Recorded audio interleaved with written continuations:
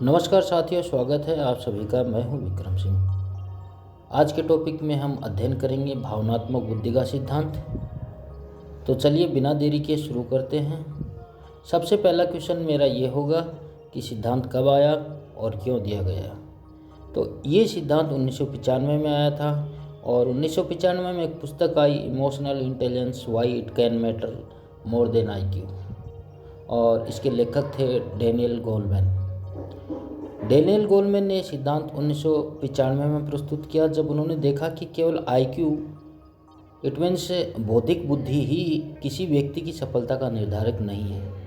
समाज, शिक्षा और कार्यस्थल में ऐसे कई लोग सफल हो रहे थे जिनका IQ बहुत उच्च नहीं था, लेकिन उनमें भावनात्मक समझ, नेतृत्व, सहानुभूति और आत्मनियंत्रण जैसे गुण थे। तो ये हुआ इसका इतिहास। अब ये जान लेते हैं कि इसके सिद्धांत को देने के पीछे क्या मुख्य उद्देश्य रहे होंगे। तो पहला उद्देश्य था व्यापक बुद्धि की पहचान करना। तो व्यापक बुद्धि से मतलब इनका था कि सिर्फ तार्किक और अकादमिक कौशल के आधार पर किसी की योग्यता तय करना अधूरा है। कहने का मतलब ये है कि किसी बच्चे के नंबर कम आ रहे हैं तो हम उसको ये नहीं कह सकते कि वो बुद्धिमान नहीं है। दूसरा उद्देश्य था व्यक्तिगत सफलता का रहस्य। तो इसका मतलब ये था कि गोलमैन ने साबित किया कि EQ IQ से अधिक महत्वपूर्ण हो सकता है। और तीसरा उद्देश्य था भावनात्मक दक्षताओं को बढ़ावा देना, जिसमें आत्म जागरूकता, आत्म नियंत्रण, सामाजिक कौशल आदि को मूल्यवान मानना था। और चौथा उनका उद्देश्य था शिक्षा और समाज में उपयोग। तो इसमें आप ये ले सकते हो कि छात्रों, शिक्षकों और नेताओं के लिए EQ की भूमिका को मान्यता देना। ये हो गया उनका मुख्य उद्देश्य सिद्धांत को देने के पीछे। अब ये जान लेते हैं कि ये सिद्धांत किसके विरोध में था। तो डेनियल गोलमैन का मुख्य सिद्धांत इंटेलिजेंस कोटेंट IQ पर आधारित पारंपरिक सिद्धांतों के विरोध में था, जो अल्फ्रेड बिने द्वारा दिया गया था। IQ टेस्ट, जो केवल संज्ञानात्मक क्षमताओं जैसे गणितीय, तार्किक, स्मृति पर ध्यान देता था, ये सिद्धांत भावनात्मक और सामाजिक पहलुओं को पूरी तरह अनदेखा करता था। तो इसके विरोध में इन्होंने ये सिद्धांत को दिया था। तो इसके विरोध में दिया तो समर्थन में किसके था? कहने का मतलब है किस सिद्धांत के समर्थन में इन्होंने ये दिया था। तो गार्डनर ने कहा कि बुद्धि केवल एक नहीं होती, उसमें सामाजिक, अंतर्वैयक्तिक और आंतरिक बुद्धि भी शामिल होती है। तो गोलमैन ने इन्हीं पहलुओं को आगे बढ़ाकर भावनात्मक बुद्धि के 5 घटक बताए। तो चलिए इन्होंने 5 घटक कौन से बताए हैं उनको जान लेते हैं। सबसे पहला घटक था उन्होंने 5 घटक बताए। उनमें से सबसे पहला घटक था सेल्फ अवेयरनेस, आत्म चेतना। तो आत्म चेतना क्या होती है इसके बारे में बता देता हूँ। अपने अंदर चल रही भावनाओं को समझने की क्षमता। यह हमें यह जानने में मदद करती है कि हमारे मूड और भावना हमारे व्यवहार को कैसे प्रभावित कर रहे हैं। उदाहरण के तौर पे आप छात्र से ही ले लेते हैं। एक छात्र जानता है कि परीक्षा में कम नंबर आने के बाद वह निराश है, तो वह जानता है कि उसे इस भावना से कैसे उभरना है। फिर उसके बाद में दूसरा घटक इन्होंने बताया सेल्फ रेगुलेशन, आत्म नियंत्रण। इसके अंदर इन्होंने बताया कि अपनी भावनाओं पर नियंत्रण रखने की योग्यता, जिसके अंदर आप ये ले सकते हो आवेगों से बचाव, शांत रहना और सोच समझकर प्रतिक्रिया देना। उदाहरण के तौर पे एक शिक्षक विद्यार्थी की गलती पर गुस्से में आने की बजाय संयम से बात करता है, तो ये हो गया आत्म नियंत्रण।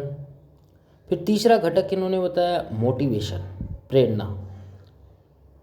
इसके अंदर भीतर से उत्पन्न होने वाली प्रेरणा जो व्यक्ति को लक्ष्य की ओर आकर्षित करती है, या फिर केवल भारी पुरस्कार पर निर्भर नहीं रहना, ये मोटिवेशन में आ जाता है। इसके लिए उदाहरण के तौर पे हम ये ले सकते हैं, कोई छात्र बार बार असफल होने के बावजूद मेहनत करता है क्योंकि वह अपने सपने को लेकर प्रेरित करता है। चलिए अगला घटक कौन सा वो जान लेते हैं। तो अगला घटक है, इन्होंने बताया सहानुभूति, जिसे हम इंग्लिश में एम्पैथी कह सकते हैं। और एम्पैथी से मतलब इनका था दूसरे की भावनाओं को समझना और महसूस करने की क्षमता। और इसको इन्होंने बताया यह सामाजिक रिश्तों की नींव है। उदाहरण के तौर पे एक शिक्षक महसूस करता है कि छात्र चुप है, इसलिए वह उसे समझाने की कोशिश करता है कि बेटा क्या समस्या है। ये सहानुभूति हो गई। अब पांचवा घटक इन्होंने बताया सोशल स्किल्स, सामाजिक कौशल।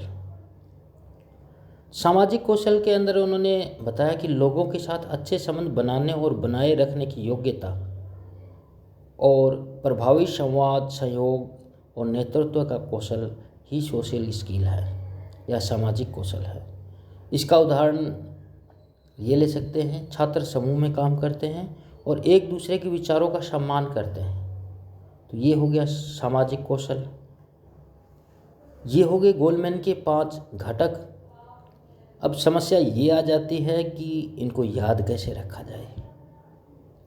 तो इनके इंग्लिश के जो नाम हैं पांचों के, उनका पहला लेटर हम ले लेते हैं। तो इससे बन जाता है SSMES, मतलब डबल S और मैं भी S, डबल SMES एक ट्रिक बन जाती है। तो डबल S से मतलब हो जाएगा, पहले 2 S हैं, सेल्फ अवेयरनेस और सेल्फ रेगुलेशन। M से मोटिवेशन, E से एम्पैथी और S से सोशल स्किल। तो डेनियल गोलमैन का सिद्धांत हो गया SSMES। इस प्रकार इसको याद रख सकते हैं। अब ये देख लेते हैं कि भावनात्मक बुद्धि और बौद्धिक बुद्धि EQ और IQ दोनों में क्या अंतर है। तो कुछ टॉपिक्स के आधार पर इनमें विश्लेषण कर लेते हैं। जैसे केंद्र बिंदु, तो EQ का केंद्र बिंदु होता है भावना और सामाजिक कौशल, और IQ का होता है तार्किक और विश्लेषणात्मक कौशल। अब इन दोनों का उपयोग में क्या तो अंतर है। तो EQ का उपयोग संबंधों को संभालने में सहायक होता है और IQ है अकादमिक और तकनीकी समस्याओं के समाधान में सहायक होता है। और इनका विकास कैसे होता है दोनों का, तो विकास से EQ का अनुभव से सीखा जा सकता है और IQ जो होता है वो जन्मजात होता है और सीखा भी जा सकता है। तो ये हो गया इन दोनों का अंतर। अब चलिए अपने काम की बात कर लेते हैं। रीट में और CTET में इसके कैसे प्रश्न आते हैं।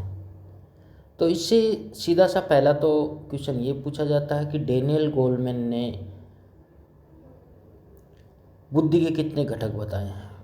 तो उन्होंने 5 बताए हैं। और उन्होंने EQ का पूरा नाम क्या बताया है, तो इमोशनल कोटेंट। फिर उसके बाद में भावनात्मक बुद्धि का सर्वप्रथम आधुनिक सिद्धांत किसने दिया, तो उसमें नाम आ जाता है डेनियल गोलमैन का।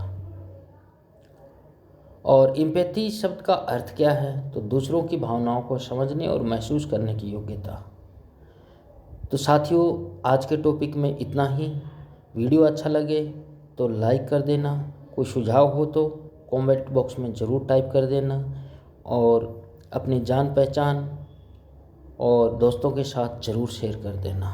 धन्यवाद साथियों।